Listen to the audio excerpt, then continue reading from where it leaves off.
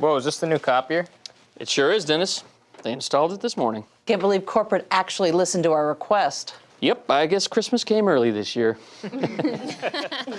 This thing rules. It collates, staples pages, no more stapling by hand. Yeah, Santa should have wrapped it. What? The printer. Santa should have wrapped it when he gave it early. Oh. This is gonna make our lives so much easier. I know, this is so much nicer than the old copier. Yeah, I know. And Santa and all his elves must have worked so hard on it, and then they gave it to us early? It's a very nice printer, Tracy. Just make sure no one copies their rear end, eh? Oh, that naughty old elf must be one mean bastard to give us this so early. What? Did I stutter, Megan? Santa Claus. Okay, it looks like the printer has gotten everyone a little too excited. Of course it did. Everyone just go back to work. TBTL. That's it, the radio. I'll go on the most popular program of the day. I assume that's still Don McNeil and his Breakfast Club? Can I just say I feel like I'm on MTV right now? They had been posting their stuff out on the internet, and apparently they'd been met with virtually nothing but ridicule. This is about respect. This is about personal space. This is about the violation. Skip to the end. Got it. Here's the long and short of it. Someone has been touching my karaoke machine. I stand corrected. This is compelling radio. Well, all right. Hello, good morning, and welcome, everyone, to a Wednesday edition of TBTL, the show that just might be too beautiful to live. I love these guys. They make funny with their mouths. My name is Luke Burbank. I am your host. Oh, my God. Your chlamydia is huge. Coming to you once again from Los Angeles, California, where we are looking at an absolutely beautiful Wednesday as we arrive at episode 4731 in a collector series. Now you have a friend in the diamond business. Much news to discuss, including if you are in Nebraska and you are considering opening a bar, do not name it the Barbershop. You've had 3 hairstyles. What's next for your career? Because you will be sued by the Barbershop people for calling your bar a misleading thing. I don't know. We're going to get into it, and we're going to talk to this guy, longest-running Cobra of the show, maybe best known for his depictions of the tall ships. There is a lot you don't know about my relationship with Mr. Andrew Walsh. He taught me how to fish, skip stones, whittle. He was like my best friend, you know, and my worst enemy. We're going to push through the worst enemy stuff and say hello and good morning to him right now. Hey, buddy. Good morning, Luke. Would you like to start with a fraught topic today, but a story from my personal life that up until this very moment that I opened my mouth, I was not sure if I was going to share this. I thought this might be one of those things that I just sit on for a while and it comes up in conversation naturally, but we got to talk about something that's on the top of my mind right now. And you know how people blame several factors on turning you more conservative, turning one more conservative? People will say age might turn somebody a little bit more conservative, money, wealth. You know, once you start to earn a little bit, suddenly you're like, oh, I don't know, maybe I should vote for the lower taxes candidate or whatever. Vives and I had a little home ownership. We're like, hey, when we own a home, are we going to become NIMBYs? Are we going to change our values because we're going to get like protective of our property or whatever? I'd like to say that the answer to that is no, by the way. We just found out that directly across the street from us, catty corner from us, love that so phrase. Not the guy who's signed No, not the jerk directly across the street, but literally catty corner from us, has been a single-family home for a long time. I don't know the people who live there. It looked like kind of a larger family. Just found out that they are tearing that down and building multifamily housing there, and we are excited about that. We want more people in the neighborhood. So luckily, the home ownership You're an abundance guy. Sure, I think. I don't know exactly what that means, but sure. Like I think that's the good for movement the city. to create more housing, and the idea that progressive politics would be better served if we deregulated things so that we could actually build. It's the YIMBY movement. Yes, in my backyard. So anyway, all of that is to say, I don't think that I have let any of these factors, my immense wealth, my home ownership, my age, your love of urban density, change who I am fundamentally, my values, or the way I vote. But Maybe the thing that really changes people. Rap music. Rap music. Still think there's a place for rap music in my life. It just doesn't sound like music to me. It's just talking. It's like talking to the beat. I think puppyhood, or let's say dog ownership, might have been the thing that has made me more conservative, because I will tell you what. Yesterday, for the second time in my short time with Lucy, the puppy, I have had to pull a used condom out of her mouth. Oh, God. And so now you're against safe sex? And now I'm against safe sex. There is a lot of prostitution When in Lisa my neighborhood. Left Eye Lopez hears about this. There's a lot of prostitution in my neighborhood, as we have discussed, and that is a very, very fraught topic. And I think that a lot of the women who are in that position are victims themselves. Yes. And I'm actually not even against prostitution in a different scenario that would be highly regulated and Yes. and workers could be united and everything. There's a scenario. None of that has changed for me, but people have got to stop flinging their condoms all over outside of our yard or outside of our house, all over the neighborhood. It happened, I think this weekend. There must have been some real partying going on, and somebody realized that there's this one street directly, like literally somebody must have been parking their car right outside of our house on the other side of those high hedges. Like, those hedges give us privacy, but they also give privacy to the people who are doing God knows what with their private parts. With their these cars, and then they're just dumping their mess and then driving away. And I usually just sort of try to kick them out of the way. I don't mess around with that. Even if I have gloves on, I'm like, that just traditionally has been a bridge too far for me, right? So the other day, though, so when I'm walking Lucy around the neighborhood, I got to be really careful. There's garbage in various places around the outskirts of the cemetery. Like, all kinds of things happen. We live right off of this main throughway, Aurora. And again, I'm very protective of my neighborhood. I don't like other people saying shit about it. And so I don't want to say shit about it either. But obviously, things could be definitely better for a lot of the people who are living here and the people who are passing through and living on the peripheries. But I will just say that maybe my take on littering has grown. Has grown even stronger, because like, it's really awful. I have to like always be alert to make sure she's not picking up any kind of gross thing in her mouth. And a couple of days ago, we had gone for a walk. Everything had gone fine. I'm constantly looking out to make sure nothing bad goes in her mouth. And then we get to my driveway, and all of a sudden we're home, and there's one dangling from the front of her mouth. And I'm just like, Jesus. And so luckily I don't have to touch it. I can pry her mouth open and it drops. That was the first one. That was the first one a few days ago. And I was like, okay, that was awful. Somebody, if they want to put me down right now would be a great time to do it. And then no, it'd be a terrible time. You don't want that to be your last thought. Well, that's a good point, but yeah. But when you're, they should put you down right after Lucy has finished a walk without a condom in her mouth. Yeah, right after Lucy has walked Genevieve for graduation. Smiles at you. The Yes. Mariners bullpen actually holds up, and then that's when we uncut gem you. That's just a shot to the back of the head. Yeah, Luis Castillo just piggybacks me all the way up to heaven. So.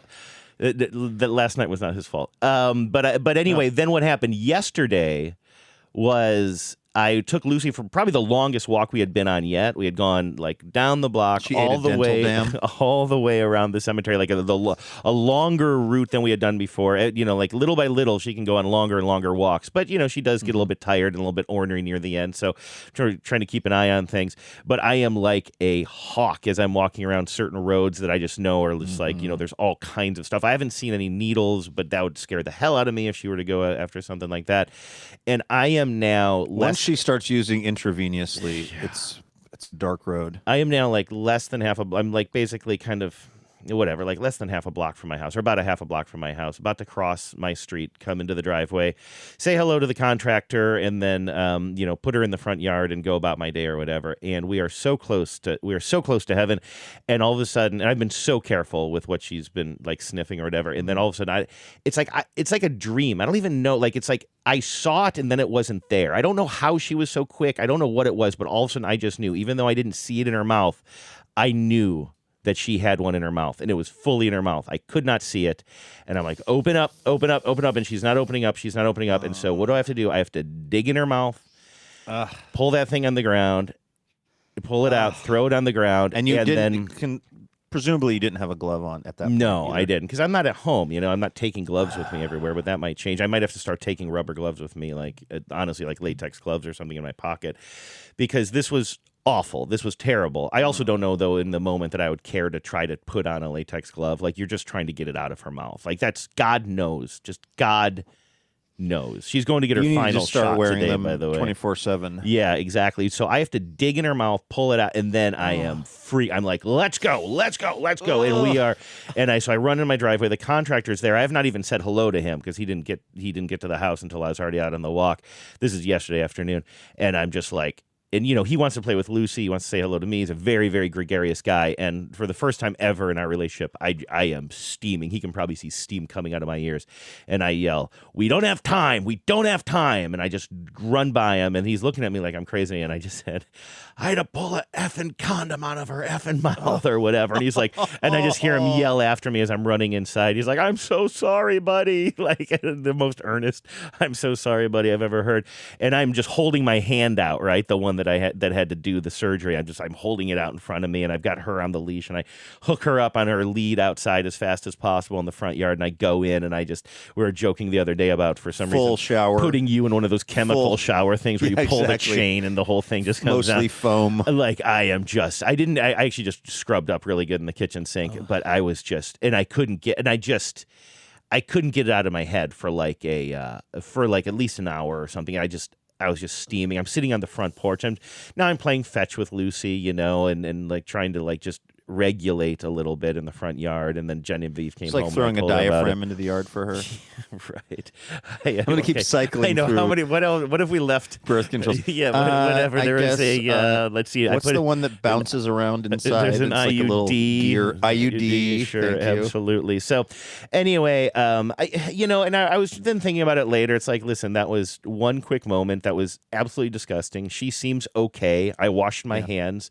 I couldn't. It's like I knew the irony is my hands were fine. clean, but I couldn't At worst, get it out of my worst, brain. Got some protein. Yeah. Yes, that is one of the most disgusting things I could even think of, like touching a condom, a used condom that was on the ground outside in the neighborhood that has then gone into my dog's mouth, and she won't. And just think about how dangerous that is, not even just from a disease standpoint, but just having that rubber prophylactic fully in her mouth. Like, it's just wrong on so many different levels. And I'm just so sick of it, and that is why I'm voting for. This Nixon. is why you're against John's using birth control. That's right. No, I just need people to pick up their litter. I did at the store the other day because of the first one of this. Did I already tell you this? I bought one of those litter pincher. You mentioned it yesterday on the show, and you called it a pincer. Did I call it a pincer? Is that the right word? Which I think I've been calling it in my mind like a pincher or something, but I think pincer is right. But yes, you mentioned it yesterday in passing. I thought that might have been for your pop-up thing. That's just for like the neighborhood. For that was walks? just for the neighborhood, and it must have been slightly. I guess a pincer is actually more of a tool. That's funny, but I guess it would be more of a pincher that I have. No, I know what you were talking about. That little thing on the end of a stick that grabs stuff, right? Yeah. So I guess what I need to do is, at least around my own house, like certainly the perimeter of our property, what I used to do for the non-sexual related stuff is I just put on one of my work gloves, go around the house when I'm mowing the lawn, and pick up, all kind. There'll be people just drive by and throw litter out their windows. It's terrible, and so I'll pick up the garbage, the cups, whatever it is. You know what was in my yard the other day? A few weeks ago, I couldn't believe it. I'd never seen anything like this before, and I consider myself a party man. It was a huge. Are you 486? It was a huge canister that I guess used to contain CO2 in it. But like when I was a rebellious youth, we had little like crackers that were whippets, but this was like a whole tank, like the size of like a bigger than a football, but it wasn't one that would sit on the ground and like a helium tank. It wasn't quite that big, but like, I don't know, it was like the size of, you could pick it up and throw it, but it was like a big heavy tank. Somebody was like doing whippets and just threw it outside of our yard. Did it have like a label on it that made it ostensibly about baking? Because you know about that. Yeah, whole deal, right? well, about whip, right? Like whipped cream or whatever. Isn't that the whole thing? Yeah. I don't know. Did it have like? Did it say like caramel something or other on it? It didn't. I did take a photo of it. I think it maybe had a little bit of a nod towards that or something. But as I was walking Lucy this morning, so that second one happened yesterday, and I was just thinking about it, and I was like, I guess this is why people like the suburbs. Like, and don't get me wrong, there's a million reasons why I don't want to live in the suburbs either. Like, I could take my dog on nicer walks. Like, that would be it. But also, there would be, I'd have to drive to go to any store. I love my neighborhood, and I do. And I love walking to the grocery store. I love walking to get my hair cut. I love all those things. I'm not actually turning my back on urban living but I was just like, I understand. I understand how people start to say, you know what? We can do better. We as a society can do better about this. And so anyway, and again, I'm not coming, I set that up in a way that's so that you'd think that I am actually saying that I'm going to move out and maybe move to a nice suburb somewhere in a red state. That's not the case, but I really was like, I understand why people start fantasizing about maybe living in a place where they don't have to worry about prophylactics just being tossed all over the place right outside their house. I would say, yes, second condom, pulling the second condom from your puppy's mouth is a real kind of come to Jesus moment. As it were. Or can be. I've had moments like that too, not with pulling, condoms out of my dog's mouth, but just being kind of in the version of America that is designed in certain ways to just take the edges off of life. Mm-hmm. Like, going to, one like a shopping, not even a mall per se, but just like a place, those kind of like, I guess we'll call it a shopping area that will have like a mod pizza, a Orange Theory, a what else would be there? Just like a bunch of stuff that you might, that might be convenient to have in your area, and there's ample parking, and you can just walk to all of these things. And again, there are no loose condoms on the ground that you see anyway. And you're just like, or I have been like, oh wow, yeah, okay, I see. This is planned living, and the plan is working. Yeah. Not that that's what you're going towards, but I just know what you mean. I've had those moments where I'm like, oh, this thing that I've eschewed in my life, I can see how it works for some people. Well, I was talking, this was off air, but I think it's okay to share this conversation. I was talking with our friend Hannah Brooks Olson, with whom I host the Spotless podcast, and we were talking before the show the other day, and Hannah very much so is very much an urbanist and a public transportation advocate and, a walkable cities person and a density person, all of those things, and is way more well-read and intelligent about these matters than I am, and I love talking to her about it, and we also, see eye to eye, but we were talking about how, and I don't know if I mentioned this on the show. It's not super noteworthy, but I know I was telling you that my doctor, I finally found a doctor who I like a lot here in the city, but I just found out that he's moving his practice. It's complicated. He's staying within the same network or the same like kind of, Swedish care facility or whatever, but he's moving buildings. He's going to be operating out of Redmond now. I assume that that's where he lives. I assume that that's where doctors live, places like Redmond, where it's nice. And so because I am pretty dedicated to the health care that I've been getting from him, I am going to start going out to Redmond for my appointments, which are like, I don't know, have traditionally been about 3 or 4 times a year. And I was telling Hannah about how I had to get my blood drawn as part of my ongoing care the other day, and I went to my usual place in Ballard, and I got the bad phlebotomist, the guy who I see in the grocery store from time to time. And usually there's a woman at the front desk who knows that this guy is not... Can we rule him out as condom enthusiast number 2? We cannot. We cannot, and I will leave it at that. Okay. But there's a woman who used to work at the front desk named Natalie who knew that he did not do a good job for me several times and poked me a bunch and almost had me pass out one time or made me pass out one time or whatever. And so she always would sort of have my back. She'd be like, oh, I'll take care of you. Natalie was the best. But I went in there the other day and it wasn't Natalie and it was somebody new at the front desk. And that person was not at all she wasn't giving off the vibe of somebody who wanted to be especially accommodating if I tried to speak in code in some way of saying I don't want the trolley phlebotomist who pokes me up too much. So I'm just like, if I get the bad phlebotomist, I get the bad phlebotomist. And I go in there and I actually said to him, I said, I see you at the grocery store from time to time, the Holman, you go to the Holman Road QFC? And he just said, yes. I was like, okay, take my blood. That was it. That was the end of the conversation. Wow. Yeah, he is awful. So anyway, all of that is to say, I'm talking to Hannah, and I'm like, well, I'm going to be going to see my doctor over in Redmond now, so I assume that I'll maybe just get my labs done over at Redmond as well, and they probably have the best phlebotomist. And she's like, hell yeah, they do. We got in this whole conversation about how, like, if you want to go to a drugstore, like an actual CVS that doesn't for some reason have a big crater in the middle of it with one leftover holiday toy squeaking in the middle of it, like probably Redmond is the place to go for that. And we just got this conversation about how, like, we could just take little trips over to Redmond just to feel green grass from time to time. Yes, occasionally, just huff the fumes of sort of rich. planned living, and then go the rich. Well, or just probably not even the rich. Honestly, I mean, some rich, some people who are just living, paycheck to paycheck, but in Redmond. You know what I mean? Like, I guess that's a weird statement on sort of middle class America and the hollowing out of that. Like, there's probably a lot of people in Redmond who live in reasonably nice houses, but are one missed paycheck away from not being able to pay their mortgage. I don't know why I'm deciding to. That is fair. I think it's because Vives and I are very much on the other end of the spectrum of we do not like debt. So, like, we don't buy. You know what I mean? We don't buy new cars and have you're long payment 1,000 paychecks away from being in trouble. So and that's a sense of security for us too. So you're absolutely right though. Sometimes you can look at what looks like apparent wealth, but it also could be like, oops, you're two pay cycles away though from being in trouble with the bank. A little top heavy. Yeah.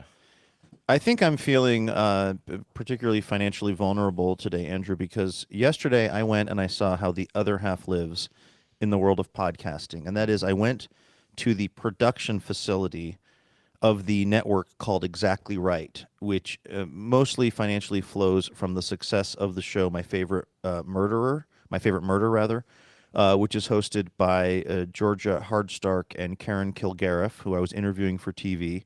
They were absolutely lovely, as were all of the people who worked there. But Andrew, it was at some point this woman named Kate, who's one of the sort of senior level producers there.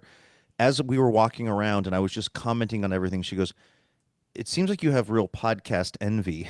I was like, "You don't know the half of it."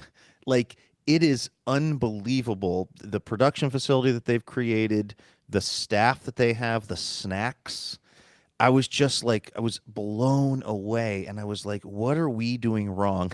Because these shows are not dissimilar. It's two people. Oh, and by the way, the history of that show is these two people, these two comedians and television writers and producers, Karen Kilgariff and Georgia Hardstark, were just kind of fans of, or at least intrigued by, like, true crime stories. Things like, did you and Vives watch The Staircase? No. That doc, I think it was pretty big during the pandemic. It was about a guy, I think he might have been a doctor actually, in one of the Carolinas, maybe North Carolina, who had a wife who passed away. The initial thing was that she had fallen down the staircase, but when they looked into it, that was a pretty suspicious story. And then when they looked further into it, he had been in the military in Germany and had had a wife who had passed away in Germany at the bottom of a staircase. That seems like maybe one of those things could happen in a lifetime. Two of them seems pretty suspicious. But so they were just, Georgia and Karen were into these kinds of shows and basically got together in Georgia's unair-conditioned apartment about maybe 10 or so years ago to just kind of like do a podcast like you and I do. They had a couple of microphones, they had some kind of recording device, and they were chatting it up. And here they are, extremely successful entertainers who, when they go on tour, they sell out 4,000-person arenas. And I was, again, highly impressed and also highly unsure of my and your and our life choices. How are we not as successful as these two? Well, let me ask you, this is a serious question. It actually piggybacks well off of, wow, a lot of piggybacking on my mind today after yesterday's baseball game, I guess. But this piggybacks off our conversation well, because this is an earnest question, and this is, I know, where you and I are very, very different people. But Stop Did you get an emailing email? me the donors. And I didn't this time. That wasn't me, although it does remind me that I need to do that at some point. Start emailing you every 2 seconds.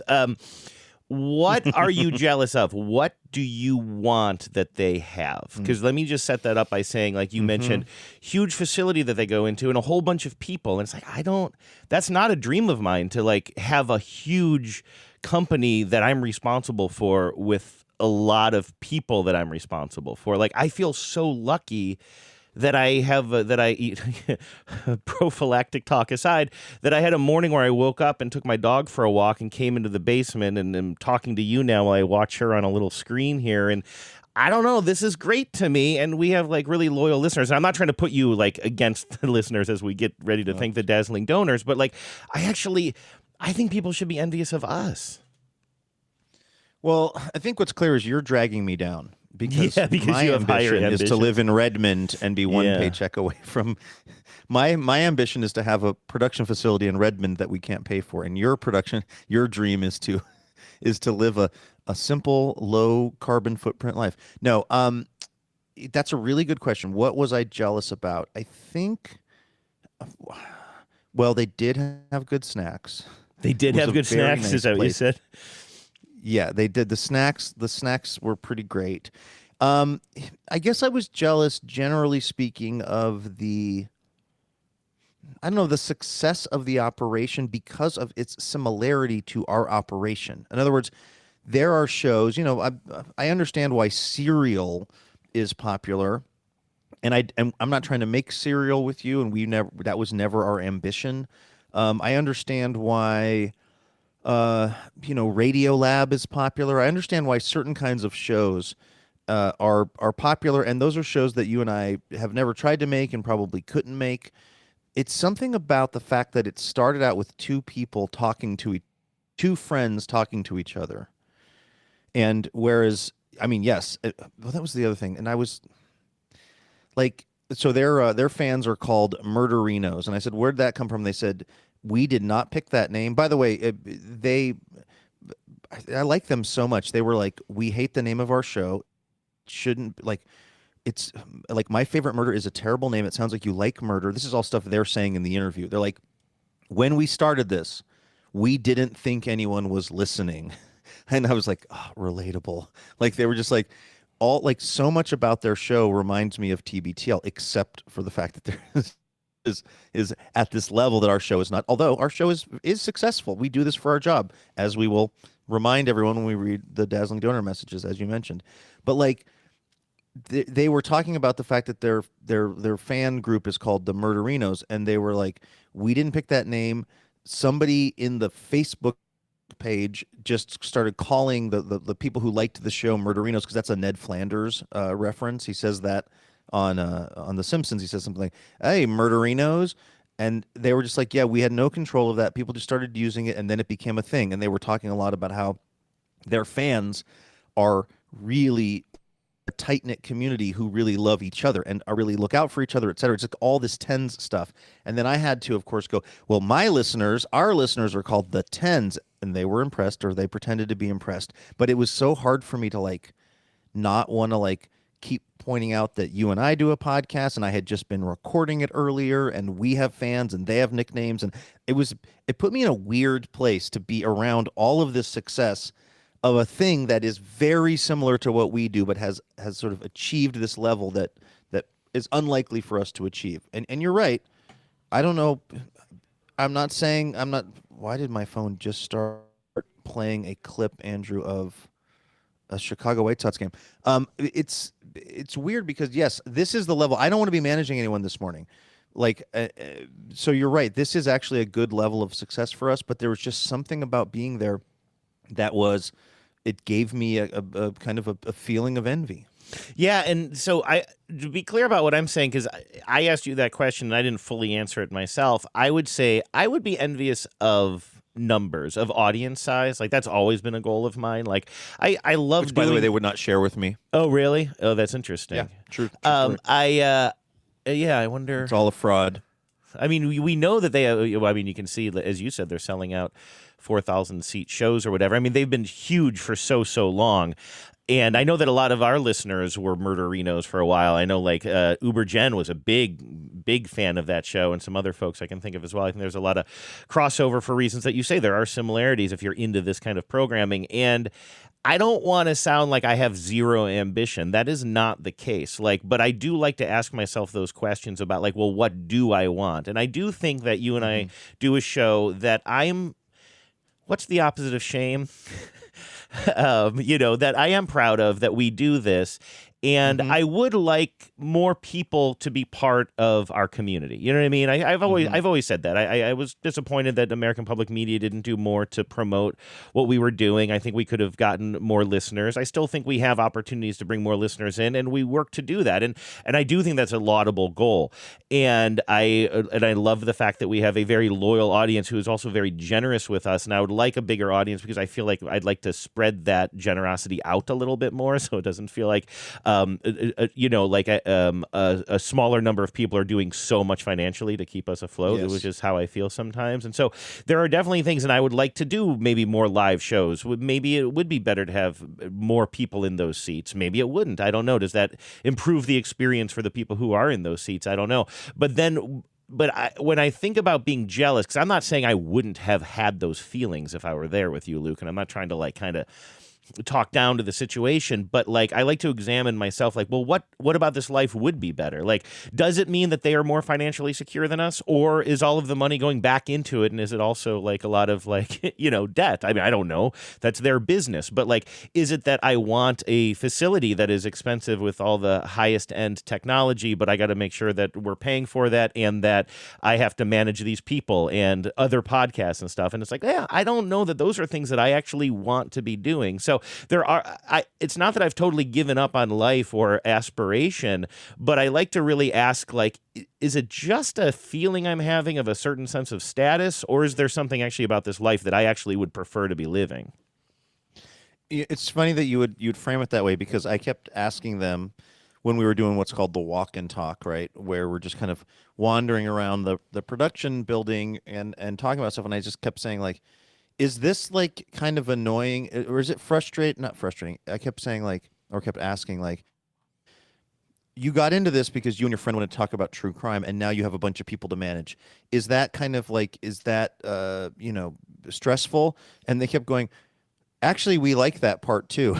And I think they were being genuine. They were no, we were because they both had worked in television production, particularly Karen Kilgariff was a big, I think a senior producer on the Ellen DeGeneres show and other things, and she was no, actually kind of I like that part of the business, and it's been a learning curve, but I've anyway, they seem to actually enjoy that part of and the thing that they said was, we really because they have a network and a bunch of shows that are sort of supported by the success of their podcast, and they were we really trying to create a world in which these other podcasts and podcasters can have a platform to do their thing and use the production facilities and have the support that we've created. So they actually sort of like that. But you're right, even I was there does seem to be a level of stress that comes from being podcast network executives, and I kept asking about that, and they were no, actually it's pretty good. And you know what? One thing that I actually appreciated too from Karen was, they were doing the thing about being so popular is now they have 30 different versions of their show, of My Favorite Murder, where they do they go back and listen to old shows, and then they comment on them, and that's content, that kind of thing. And they were doing that. We were filming it. They were listening to their 100th episode or something. And they were this is when it all took off for us. This was them yesterday commenting on this particular episode. And they were yeah, this was amazing. This is when we realized this was kind of a thing. And Karen said, yeah, this is when I got my house out of foreclosure. Mm-hmm. I was damn, that's real talk. Yeah, no, absolutely. And financial stability, and even straight up wealth. I don't want to make it sound like that's not something that I'm interested in. I would love to be, I would love to You'd be like to fully live rich. in the no condom district. Yeah, you know what I mean? Like maybe I just have a little house in Redmond that I visit on weekends. No, like, you know what I mean? Like, I love the idea. I love the idea of being like fabulously wealthy. You know what I mean? And so if there was a path to that, I don't want to make it sound like I'm above that at all. Actually, I have fantasies that would blow your mind. But I do like to just sort of like pull out like, okay, well, what would I want to do with that? And I actually really appreciate people who want to manage a bunch of people. I think there's a time when I would have wanted to do that, but that doesn't sound like a job maybe that I would want right now. You know what I mean? I don't doubt that they love it, but it's not something that would make me happier, I don't think. Yeah, the irony is, I mean, listen, I don't. Are we in management on this show? I guess technically the flow chart is maybe you and I are co-owners of the business. I mean, owners with I think John. I'm your boss, your co-owner and co-boss, right? That's not the latest flow chart that I was looking at. what But I okay, think. but like, yeah, the irony is, I want no part of managing people. Hassle, responsibilities like that. Like I can barely do that with our 3-person organization that we work in. Yes, but there was just something about being there and seeing all of this, and again, it was something about the origin story of the show too that was so. I guess that's actually not that similar to TBTL. We were a radio show, actually. In fact, TBTL had sort of a glossier start really than their podcast. You know, we were at a radio station with like staff and a producer and an engineer, and we had interns. In fact, if anything, TBTL has gone downhill since its origins. It was around 20, it was probably around 20. If you track it, it was around 2012, I think. Then things started going. Yeah, I'm probably looking at a chart let's right see now. about It falls off a cliff. By the way, what year did I join the show? Any sense of that? I'm assuming that 2012 is when you joined the show. That's what you made that reference. It absolutely was. I was best friend, also co-boss. That was from our planning meeting when we were setting up the business. I don't know, Luke. I'm with you. I think that if I were around that too, I'd be like, oh damn. Oh, what are we doing with our lives? And I'm like, oh, wait a second though. Like, what parts of that would we actually want to do? Is kind of a good way of looking at it.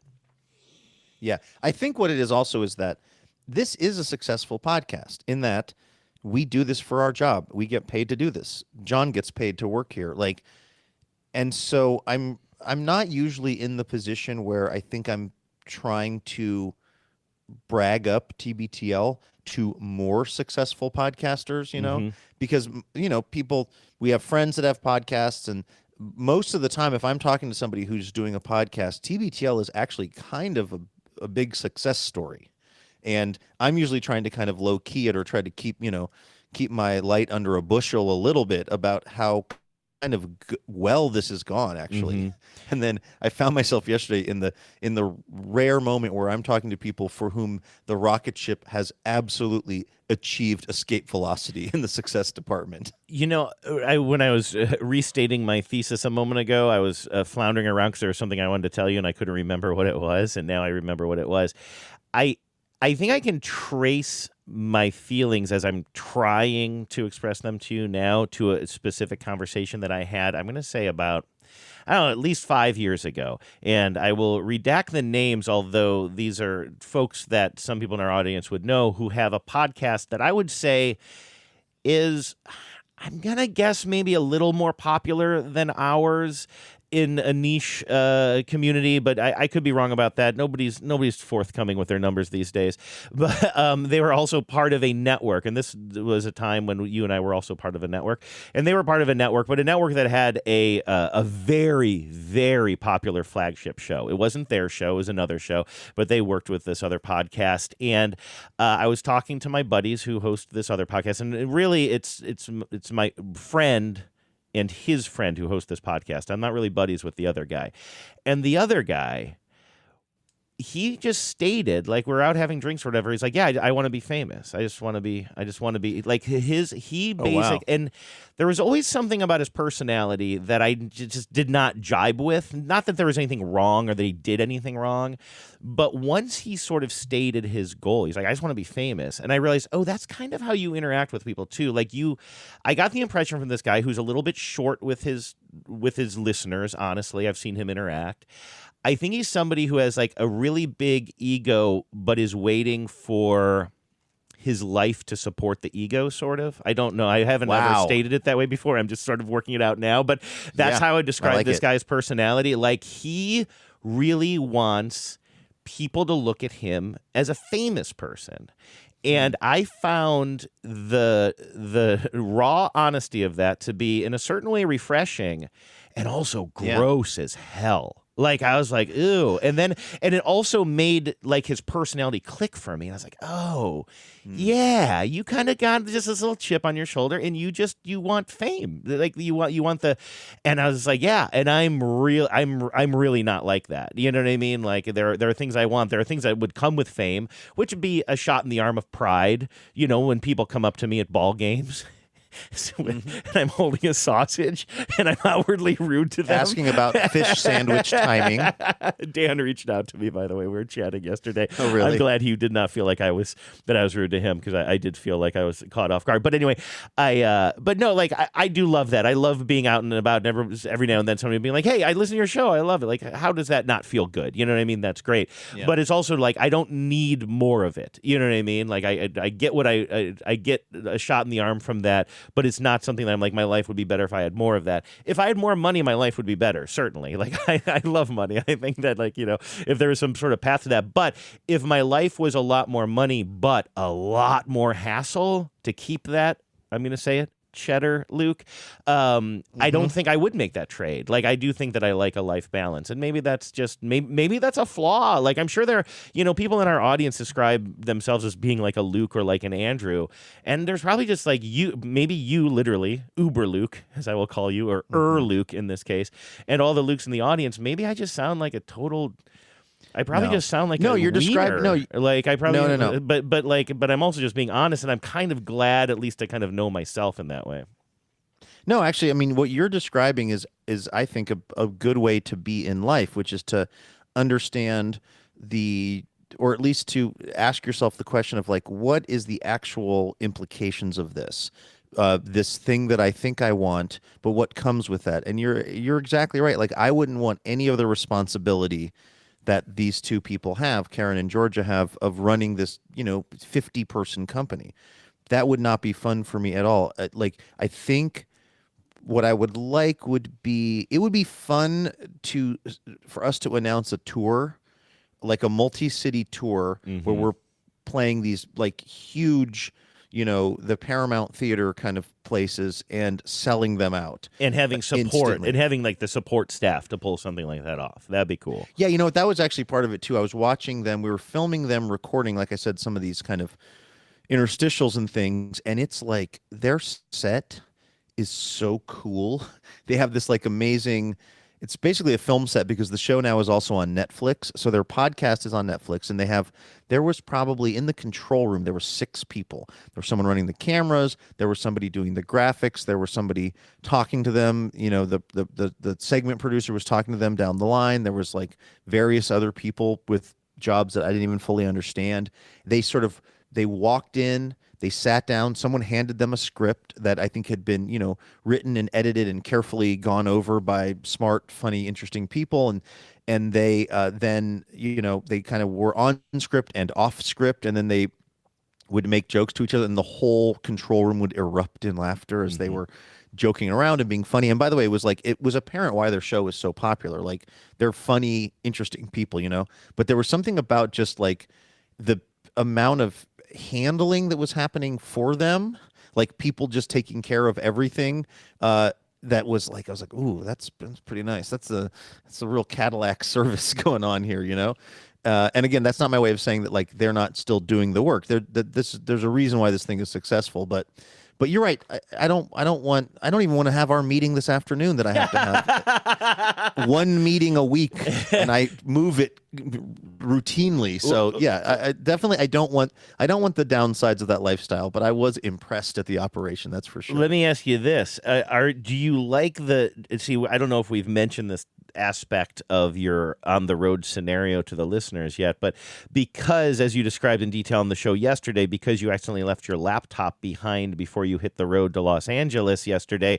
You had to. You're operating with a sort of a cheap, let's call it borrowed laptop right now. And I'm noticing, yes, I'm borrowing it from Jeff Bezos. From Jeff Bezos. And a bunch of your like short intro audio drops didn't transfer with your computer for some reason. And so in the morning now, the last 2 days, I've helped you pick the drops from my audio file to set up the show. Now, that's usually your purview, but, I got a little glean of associate producer action on that as I'm like kind of pulling audio for you and sending it to you.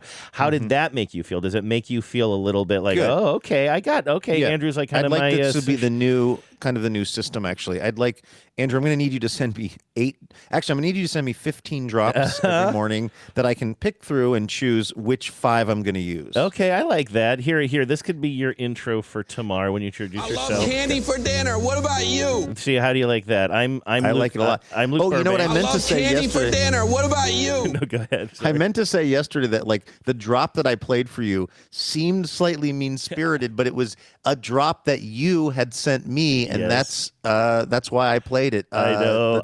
You're the one who wrote every... Nope, not that one. Not that Let me one. see. It was the big bald let's head. see. Big head. Big bald head. It was Adam Driver from Girls. I know you wanted me to call that out at the beginning of the show. I know how uncomfortable. You try so hard not to use like kind of insulting style drops to introduce me on the show. But since I was picking my own drop yesterday, I said you're using this one. And I know it kind of killed you to not let the audience in on that because you felt like I a would bully. never want them to think that I would be trying to cyberbully you to within an inch of your life. Oh my God! Wait, hold on a second. Can we just do this for a second? I know we got to thank the donors, but like, what else do we have for like just the most insulting? Don't go dark. What I'm trying to think of some of the most insulting things meanest. that you could start this for. Let's see here. Oh, this would be kind of nice, actually. I think. Well, you must feel like a celebrity, a regular Ira Glass. That's kind of a nice one to introduce. Do you have a drop about a guy who loves it when his dog eats condoms? Let me see if I can. feel like that would really hit you where you live. Let's get one and be thing mean. straight. I'm the funny guy around here. Yeah. Anyway, we'll work on it. I guess I don't have as many. Here's how you're gonna. And joining me as always on the show is the longest running co-bro of TBTL. Mm-hmm. His naivete will be his undoing, as it will be for each of us in turn. Mr. Andrew Walsh, welcome to the show. I'll try to find I'll try to find the meanest goddamn drop for you to introduce me with the rest of the week. We was hoping for some razzle-dazzle. Razzle-dazzle. That's right, man, razzle-dazzle. On your mark. On your mark. Get set. Get set. Now ready. Ready. Go. Everybody razzle dazzle. Andrew, speaking of highly successful podcasting, and I mean that semi-non-sarcastically, this TBTL thing is a real deal, and I am proud of it, even though I do get a little envious at times. I'm proud that this has been our job for so many years, and is John's job, and is a going concern, and it is a going concern thanks to our financial supporters, including today's first dazzling donor, which is Thea Anderson, up there in the Wolves, Cedro Woolley, Washington. It's close to your heart. It really is, and it always will be. We love the Wolves. Thea says, hey, dummies, to keep my accountant happy. Ooh, accountant. Bet those My Favorite Murder people have a team of accountants like Thea. To keep my accountant happy and my dazzling donation and advertised... Oh, I just got an email from Karen Kilgariff. To keep my accountant happy and my dazzling donation and advertising write-off, I am forced to be a bit cringe and advertise my part-time business and passion project. No way, that's not cringe. Use the space. This is why we're here. Absolutely. Yes. This is the opposite of cringe. This is the whole point of this thing, or at least it's a nice byproduct of the whole thing. I've previously told my story about becoming ill, which left me with almost fully paralyzed in my face. My vanity eventually led me to the world of medical aesthetics, and over time, I can recognize myself again. Thea, that is awesome. I'm really happy to hear that. I welcome any tens to come see me in Burlington. That's really close to Cedro Woolley, by the way, Andrew. I know you're not a So this is not Skagit Vermont. County guy. This is not that would be a no. huge It's in the commute. state of Okay. Yeah, that would be. I mean, almost an impossible. Almost impractical. Almost. Yes, almost. This is Burlington, Washington, which is very close to Cedro-Woolley, home of the Burlington Tigers, I believe is the high school there. Please come. I welcome any tens to come see me at my Burlington clinic, Monday Aesthetics, and get 10% off any service I offer, from basic skincare consults to injectables, laser therapies. Think tattoo removal. Oh, I think about it all the time. Hair removal. I think about the opposite. I think about hair adding. You think about removing other people's hair and somehow implanting it into your head. That's, oh God, I'd pay so much for that. Spider veins, face, neck treatments, and particularly if you have an interest in providing I have an interest in providing more subtle and regenerative treatment options for my patients. I'm a fully licensed nurse practitioner, and I put safety above all else. You can find my contact info at mondayaesthetics.com. That's and good luck spelling aesthetics. I can barely say it. mondayaesthetics.com. Now, Luke, I just had a thought. Yes. This is just regarding hair, right? And you have talked about how you have various things that you do to make sure that your hair, your head of hair looks as full as possible or whatever. We all know, or I think a lot of people know my situation, which is like, we're in the waning days of the hair empire. I used to have very thick, luxurious hair, and it's less and less up there now. There should be, and I understand that this is something that I'd have to take up with God, and so what are you going to do? But there should be a way. Sorry, I just leaned on my air horn. So it was. That really was the saddest air horn, as I'm about to say. There should be a way for a man who is advanced balding as I am to donate the rest of his hair to another man who is or another person who is trying to keep more of a full head of hair. You know what I mean? Like it's all over, but the what's the expression? It's all over, but the singing. All over, but the crying. It's all over, but the crying for me over here. So before it's all gone, don't you think there should be a way? And maybe it wouldn't match your hair, but there should be like a bank or something where I can say, you know what, take the rest of it and just help some other person who's trying to hang on more and has more to work with. You know? Yes, it's called locks of. Locks of like I got this little locks of I got this little horn that refuses have this little horn of hair on the front of my head that refuses to go away. But if I could donate this to a guy like Luke who's clinging to the side of the cliff on that Sunday little get together that I had with my family, it was really fun, and we took some pictures and there was a picture that I took with Addie. And she looked lovely, but like, man, direct sunlight on my head. Yeah. I could just see, I zoomed in on the picture and I was like, oh my gosh, dude, I need to double down on the topic or something. It's like, it's definitely, for all of the kind of smoke and mirrors that I'm employing, it is the case that I have a very, very small amount of hair on top of my head that I'm carefully quaffing, and it mostly works. Like it works if you see me in a television shoot or you saw me from, across a football field or something. But boy, that sunlight was telling. It was absolutely exposing the farce that is my hairdo. What's the expression? Everybody's bald. You just can't tell from across the street. Isn't that what they say? Yes, that's what they say. And boy, did I ever realize that in that photo. Then I was kind of mad at Addie because we took multiple pictures, and I was like, I bet you I looked less bald in some of them. But because like my sister took the pictures, and then Addie looked at them. She was like, I don't like these. And then we took more, and I was like, I bet I looked less bald in the other ones. Oh, yeah. This is why I'll never have a hit podcast, because my daughter is constantly undermining me in these photos, making me look as bald as possible. Anyway, if you need help in any of these departments when it comes to aesthetics, check out our friend Thea's spot in Burlington, mondayaesthetics.com. And Thea, thank you so much for supporting the program. For real. Maestro. On your mark. On your mark. Get set. Get set. Now ready. Ready. Go. Everybody rattle, dazzle. Everybody rattle. It's our buddy Sam Clark in Berlin, Germany. Oh, okay. I thought it could have been Yesterday another. we had 2 international supporters, and today we've got another one over there in Berlin. Yeah, now I thought it might be Berlin, New Hampshire, which would have also been by Burlington, Vermont. Now look at Sam's pronouncer. Andrew, do you have this in front of you? I do. Sam. Is Sam just spoofing us? I Just think messing so. with us? I think so. Okay, I'm going with. I'm sorry, that was my hair transplant doctor emailing me. I'm gonna Andrew's assume hair that is Sam. Andrew just donated his hair. Good news, bad news situation. We have a hair donation. The bad news is it's Andrew's. We have some graft v host disorder that we think is going to be. I love the idea of them putting your hair into a cooler and medevacing it to me. Yeah, one of those coolers that Somehow in this scenario you've died, though. I think you've died and they've harvested your hair. I don't like that part of the scenario. Sam's in Berlin and says, another year, another dazzling adventure with the fellas.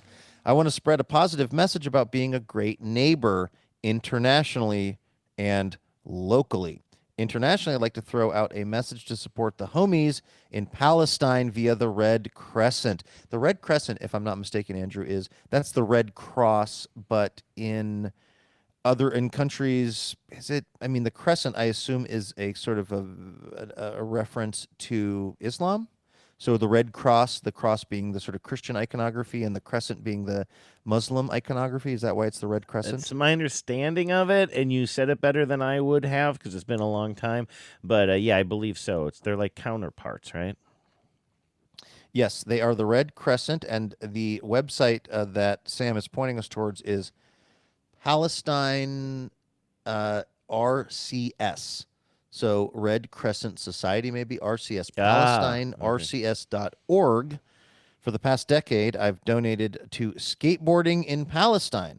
But over the past 3 years, it's been more important to send food. I see. So Sam has been supporting skaters over there in Palestine, but right now food seems to be the primary concern. Locally, to be a good neighbor, if there is a way to get out and help people in need in your neighborhood, do it. Even if it's going out at 4 a.m. to unload pallets at the local food bank. You meet people, you hear stories, you learn, and you grow. Lastly, Sam would like to share a savory scone recipe. I love the way that there's no need to transition between these topics for Sam. We don't need, Andrew, to justify a savory scone recipe. We do not. It's just like, lastly, show. a savory scone recipe. Yes. It's always time for a savory scone recipe. Oh, by the way, I think I'm about to really turn a corner in my pizza making situation at my house when I get home. My brother-in-law, Josh, was making pizza on Sunday with the outdoor pizza oven that they have. And, of course, he is a restaurant owner and professional chef. And honestly, I enjoyed the party so much, but I also felt I saw trouble coming because everybody was like, this pizza's so amazing. Great job, Josh. Way to use the outdoor pizza oven. And I was like, you guys, no one except Josh can make pizza that tastes this good at their house. Like, it was the best pizza I've ever had probably in my life. And I was like, if people come over to my house and they're expecting this kind of a situation, because I have a similar pizza oven to the one he does, they are going to be very disappointed. I took it as essentially an insult to me that Josh was so good at making pizza. But I realized what I've been doing, Josh helped me realize what I've been doing wrong is I've been not letting the pizza stone heat up enough. If you have a pizza oven and it has has the kind of like pizza stone thing that's the base of the whole deal, or the the floor of the pizza oven, whatever you call it, you got to run the pizza oven for like 30 to 45 minutes so that thing heats up. Because what was happening for me is I would make a pizza, I'd put the whole thing into the pizza oven, and the cheese would cook really quickly because the fire was hot, but the pizza stone had not been preheated, so it was not delivering enough heat to the pizza. So I was basically getting kind of like burned on top pizza and not full. I mean, it was cooked through. It wasn't like raw dough, but it didn't have that kind of crunch that pizza dough when it's made correctly or cooked correctly has. So now I know what I'm doing wrong. I need to heat the pizza stone up for about 30 to 45 minutes until it's about 500 degrees, and then I'm going to get a really good outcome. So were you not heating up the pizza stone at all ahead of time, or just not enough?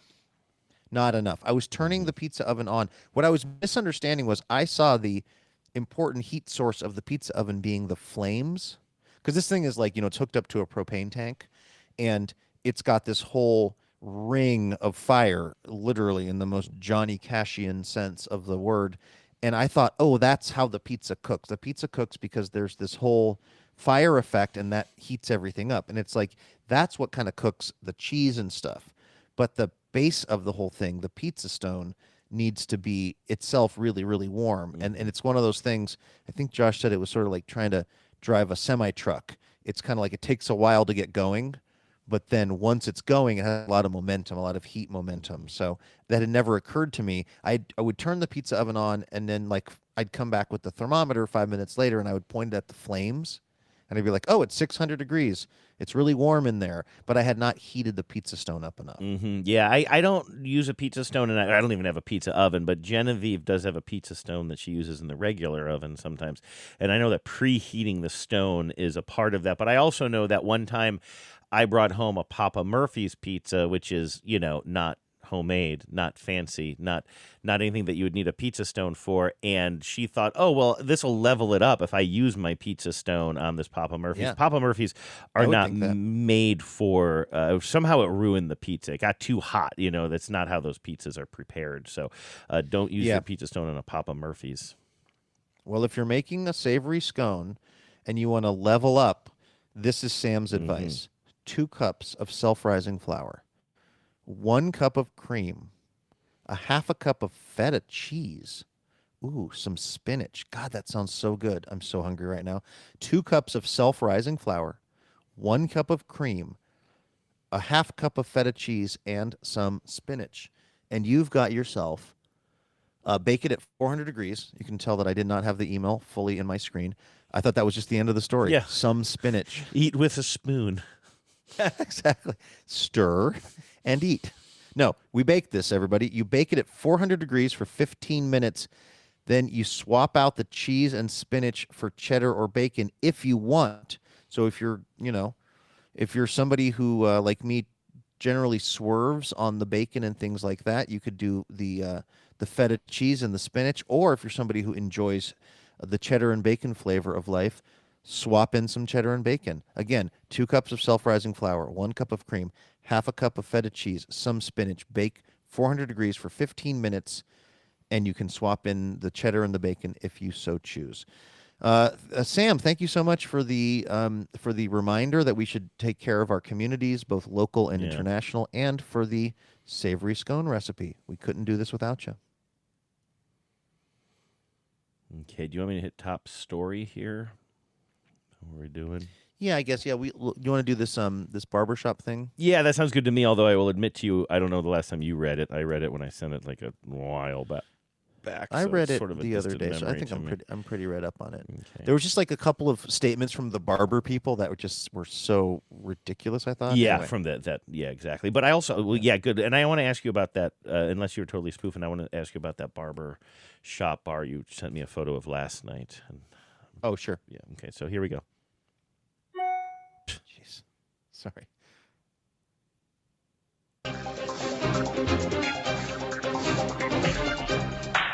Hello and welcome to Top Story. All right, our top story comes to us by way of, actually, Andrew, you sent this to me, and the New York Times, an article by Neil Vigdor in the Times. Omaha bar is not a barbershop. The state barber board tells a bar named Barbershop. There's apparently a bar in Omaha that was previously known as the Barbershop that has come under some sort of, criticism, legal challenges from the Barber Association of Nebraska, because I guess you can't call your establishment a barbershop unless barbers are working there and cutting hair.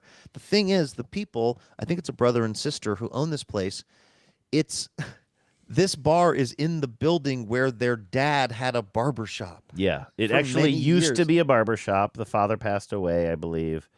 And then they took over the business. And did they even run it as a barbershop for a second? I don't even know. But then they're like, well, what we want to do is we want to run a bar and a restaurant. And it looks a little, is it like kind of quasi-upscale-y? Or not upscale-y, but it's not like a dive bar or something like that. No, it's definitely not a dive bar. Yeah. It's pretty nice. Yeah, and it looks like they probably have nice food and stuff. And they call themselves the Barbershop. It's like an homage, right? We've talked about that a lot on the show, of people like saying, hey, this used to be the, I feel like Ballard has a lot of this, right? This used to be the like shipping district or whatever, maritime area. So you'll give your bar some sort of a maritime theme or name or something as sort of an homage to what was there before. And they're doing the same thing with their bar, the Barbershop, which is even more personal because it was their dad's place. Yes, they seem to come by this very honestly. By the way, Nebraska's Attorney General is representing the Barbershop board in this lawsuit. Great use of the Nebraska Attorney General's, I think, time and resources, don't you think? Mm-hmm. Like, I don't know, voter suppression, the gutting of, of various important, laws and things that protect people. Let's not work on that. Let's make sure that, and again, no shade on barbers, but just like, I can't believe that the Attorney General's department is involved in this. Barbering is an ancient and proud profession, and their symbols have long been reserved for their sole use for the benefit of public health and safety. This is according to the lawsuit. The plaintiff has chosen to use these symbols in a knowingly deceptive fashion that violates Nebraska law and infringes on the Barber Board's trademark. It's so ridiculous. It is so, what a bad look, by the way. And again, this is not the fault of the people who cut hair in Nebraska, but it's just, I can't, other than major league umpires, I can't see a less fun group of people than the Barber Association. It has come to our attention that this business is marketing itself using the Barbershop title, barber poles, and images of barber poles, said Kenneth Allen, the director of the Barber Board. This letter is to inform you that such practices violate Nebraska law and invite you to amend the business's advertising. It's so disingenuous. Nobody is confusing this place. Nobody is and they're claiming that it's confusing. It is not confusing. Nobody is going into this place to get a haircut. On the off chance that this might happen once every 5 years, somebody is new in town and they're driving by and they're like, you know what? I meant to get a hair. I'm here to cover a story for CBS, and I meant to get a haircut before I came out here, familiar. and I didn't. And I forgot my laptop at home, and I'm already in a bad place. And I see this place. I'm like, I need to get a quick haircut. I'll go in. You will immediately. First of all, if it's the afternoon, it's probably closed. It probably doesn't open until 4 p.m. anyway. You know what I mean? Like, there are a million things that will happen before you sit down at the bar wondering why nobody's cutting your hair. Like, nobody is being confused by this. Yeah. Can you imagine? Like, you're sitting in the bar for hours waiting for someone to approach you to cut your hair, and everyone's just having drinks and food and enjoying themselves, and you're just like, this going out of your mind. I'm never going to another barbershop. Worst. You just leave screaming, worst barbershop ever. No. I'm just growing my hair out like Will Forte in The Last Man on Earth. I'm never, ever going to have my hair cut by a professional barber again because of how disappointed I am in my confusion. Yes. In what the nature of this business is. You know what's funny is, like, I don't even think that the Barbershop Association of America is even really, like, in on this. I mean, they have to be, but there was a quote from Maria Scally Sheehan, the chief executive of the National Association of the Barber Boards of America.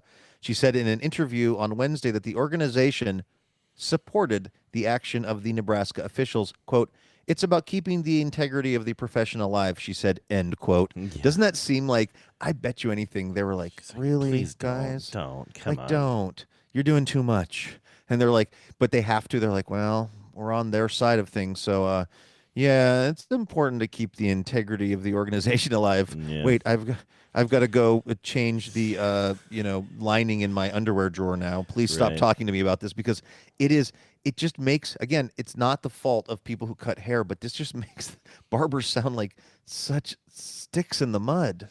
I have two questions regarding the photos in this New York Times article. And the top one, I believe you see, are these the two owners? Oltmans. Yes, and brother and sister. Yeah, exactly, brother and sister. In the top one, they're doing something. So they have a classic little, pretty small one, but a classic-looking barber's pole with the blue, white, and red stripes. And it looks like they're putting something around it. Are they covering up the pole in that top photo because of this lawsuit? Are they uncovering it? I wasn't sure if this was like a stock photo from back in the day when they were like making their big reveal, like here's our barber pole, or are they covering up the barber pole because it's one of those images that the state board says we have to cover this up because this is a sacred symbol that would confuse any passerby. Well, because they've also changed the name, I think, to temporarily.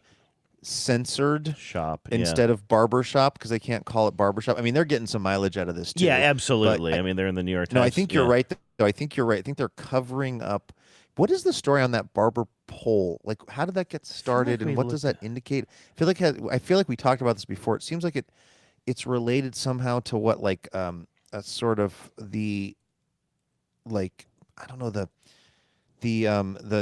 chemicals, the disinfectant that you put the tools in or something, like has something to do with like the fact that, you know, it's clean and safe or something. How much do we want to trust AI? Yeah, this it rings a bell to me that we looked it up, and the AI overview says, and by the way, this is something we should talk about, although it'll just lead us down the same path that we always go down. But I don't know if you heard that like Google has plans to completely change, like it will not give you links anymore at a certain point. They're just going to turn it basically into an AI chatbot that gives you information and keeps you in the universe. We will talk more about that, I'm sure, at another day. But the AI overview here from Google says the barber pole originated in the Middle Ages when barbers functioned as barber/surgeons. I learned this from a very favorited SNL sketch in my family, one of those from the 70s or early 80s with Steve Martin, where he's Theodoric of York, medieval barber, and he's putting leeches on people and such. Anyway, it says performing surgeries, tooth extractions, bloodletting, that type of thing. The red stripes represent blood, the white symbolize clean bandages, and the pole itself is the staff patients gripped to make their veins bulge during procedures. That's according to AI overview, we should say here. The blue was added later, primarily as a nod to patriotism. So great, fantastic. Anyway, that's apparently what's going on there. Interesting. Yeah, I mean, just again, they're getting mileage out of this. It's in the New York Times. Yeah. They're calling themselves, you know, the censored whatever. But I mean, shop. this is really silly, and this is a shock to me that the barber. This feels like you're in the Barber Association, or you run the Barber Association of Nebraska, and let's be honest, there's not that much going on. Mm-hmm. There aren't that many examples of things that you need to come down on. And so I guess, when you have a hammer, everything looks like a nail.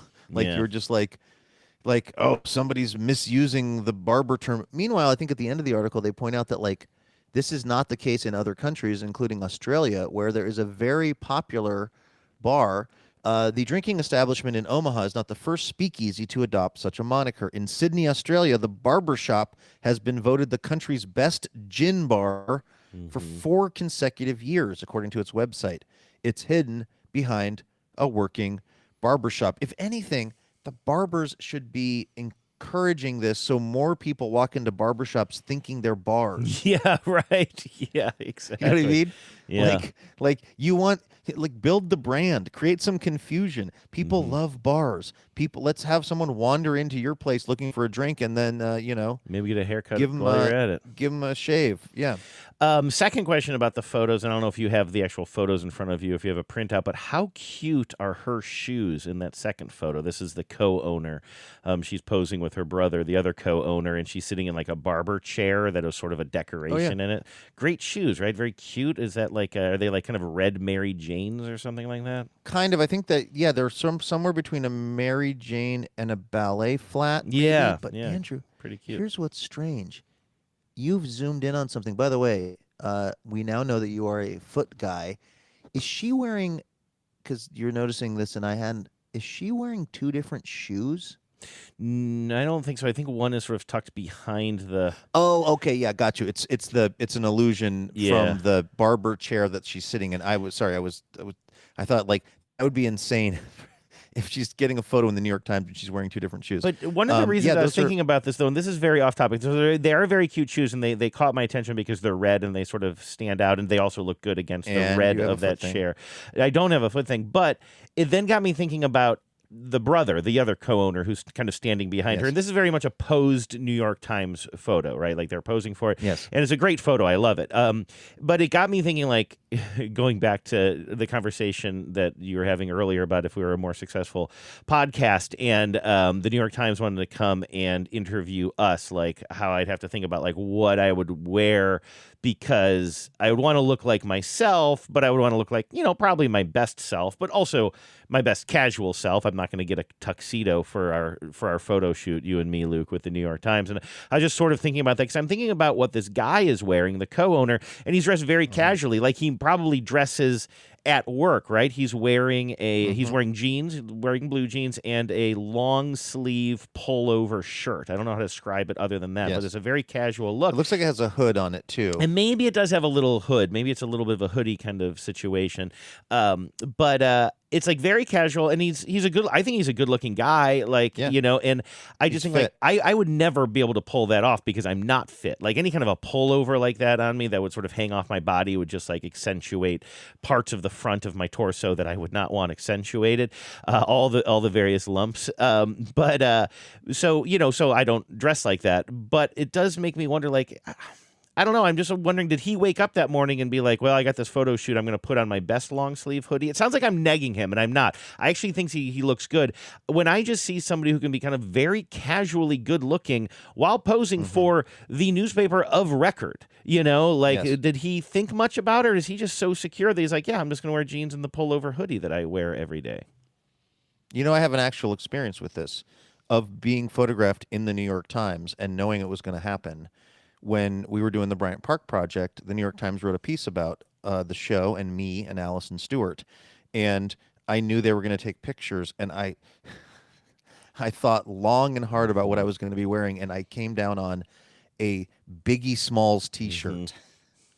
And I think I very much wanted the readers of the New York Times to be like, this guy gets it.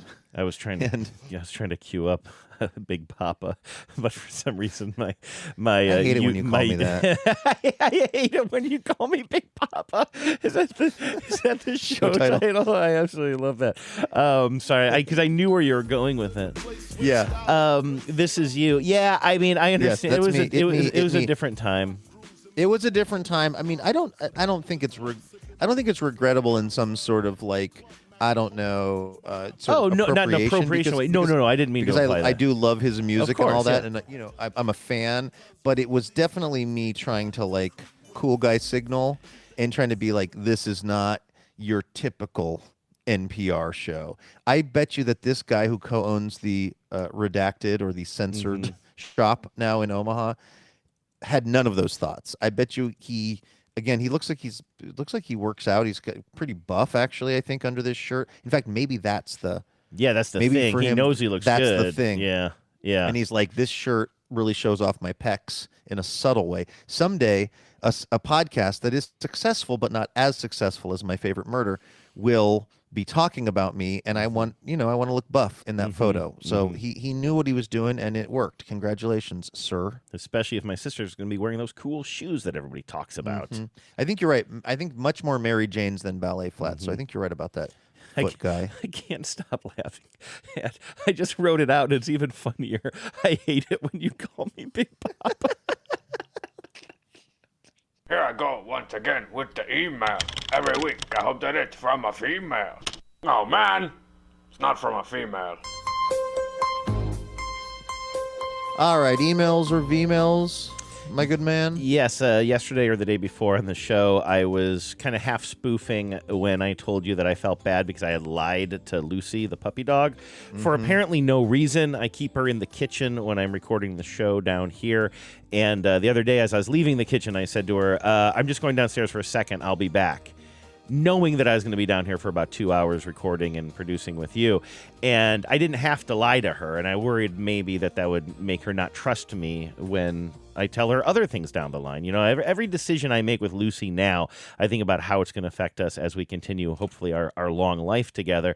And so I was like, oh, no, if I lied to her so casually in that instance, will it mean that when I'm telling her something important down the line, she won't believe me? But again, I was mostly joking. Condoms. And I didn't, you know, I don't really think she speaks or understands English except for certain commands. But I got this voice memo from listener Ivy. Okay, Andrew, I was just listening to your story about lying to Lucy for the first time, and I want you to know that there are consequences because my dog George is 5 now, and probably 4 years ago, my husband and George were standing at the top of the stairs, and my husband told George to go downstairs, and he would follow him right down and meet him in the kitchen or whatever. Probably he wanted a snack or lunch or something. And George came downstairs, went to the kitchen, and Ricky never came down. And it has been years and years now, and George does not trust either of us to follow him downstairs. We have to go downstairs first, and then he will come afterwards, but he will not go first. So once you break that trust, I do not think you can ever get it back.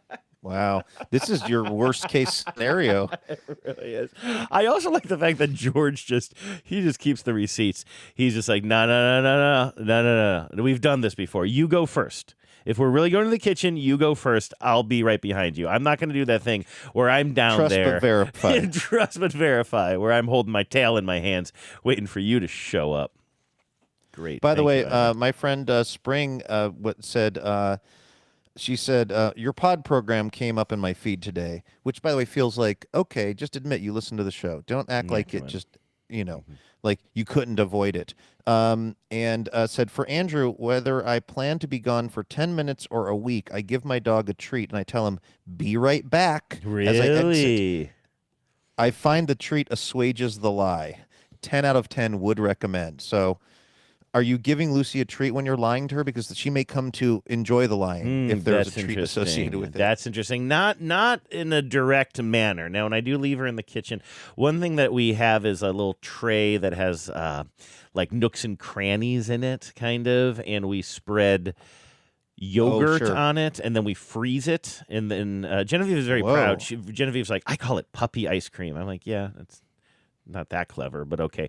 And then we freeze it, and then we take it out and we put it on the floor. And so I give her frozen yogurt treat when I'm leaving her, or one of those.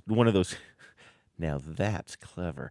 Or one of those Kong toys that you can kind of put a treat inside. We put some like peanut butter inside there for her and leave her with that. It's something that kind of keeps her occupied. Not as much as some dogs. It's kind of interesting. It's kind of good because she's not like. I actually was thinking about you and Rudy the other day because Lucy is not super food motivated. Like, she takes treats, and definitely with the training, it definitely helps. But like when I'm on a walk with her, when I'm trying to train her on some like leash stuff, I can't use treats to convince her or to reward her because she's not that interested in treats out there. Come on. I'm still living through the trauma. And what if I just kept it?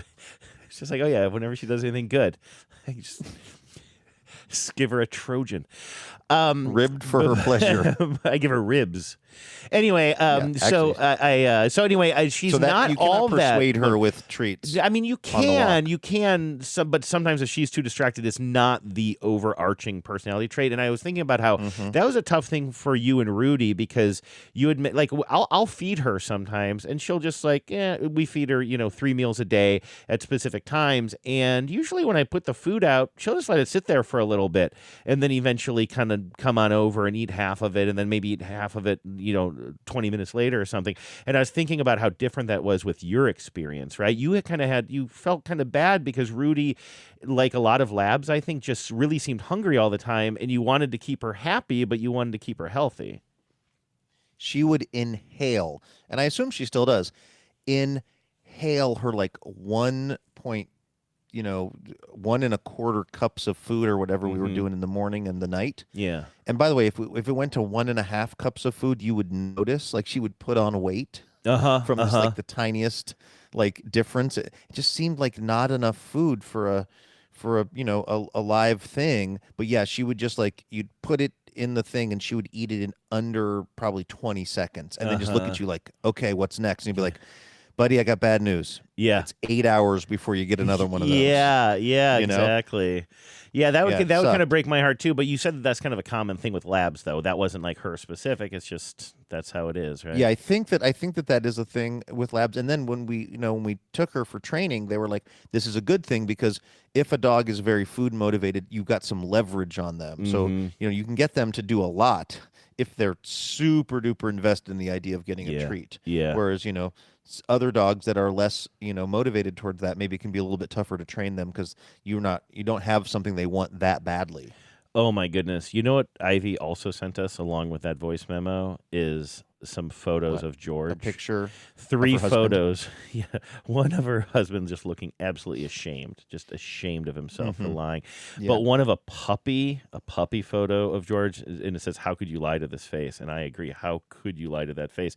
And a photo of George today as a beautiful adult dog. I love this. Thank you for sharing, Ivy. And I'm sorry that you have trust issues with your dog, but I blame your husband.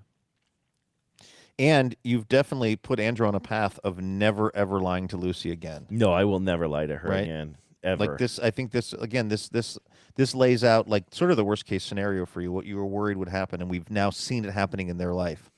So I think the thing that don't do shocked me the most was just how needless the lie was, yet how quickly it came out of my mouth. You know what I mean? It was again, less I think about as we her and established more about yesterday, me.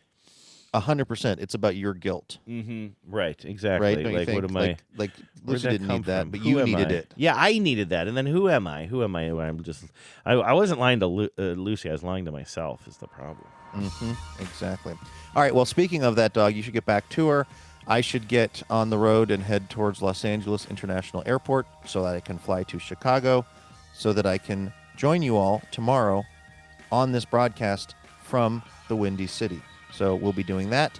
And thank you, everybody, for listening to today's episode. Again, I will and Andrew will be right back here tomorrow with more Imaginary Radio for all of you. Please do join us for that. In the meantime, everybody take care of yourselves. Dare I say it? Go Mariners. Are they playing today? Yeah, I think they have one more game in the series, right?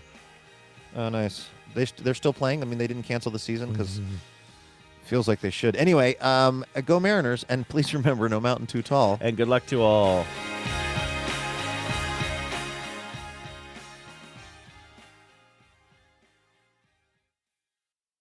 This has been not fun, but it happened. Power out.